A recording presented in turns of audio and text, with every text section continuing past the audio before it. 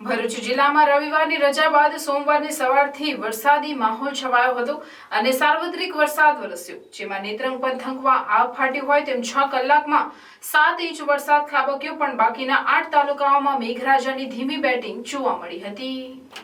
ભરૂચ શહેર જિલ્લામાં સોમવારની સવારથી જ વાદળછાયા વાતાવરણ વચ્ચે વરસાદી માહોલ જોવા મળી રહ્યો હતો। ભરૂચ જિલ્લાના 9 તાલુકા પૈકી નેત્રંગમાં સવારના 6 થી 8માં માત્ર 9 મિલીમીટર વરસાદ વરસ્યો હતો, પણ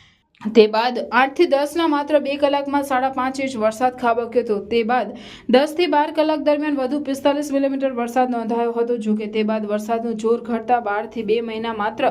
1 મિલીમીટર વરસાદ નોંધાયો અને સવારના 6 થી બપોરના 2 સુધીમાં નેત્રંગમાં 188 મિલીમીટર વરસાદ વરસ્યો, જ્યારે જિલ્લાના અન્ય 8 તાલુકામાં સવારના 6 થી બપોરના 2 કલાક સુધીમાં વરસેલા વરસાદના આંકડા પર નજર કરીએ તો જંબુસરમાં 4 મિલીમીટર, આમોદમાં 8, વાગરામાં 13, ભરૂચમાં 15, ઝઘડિયામાં 12, અંકલેશ્વરમાં 11, હાંસોટમાં 9,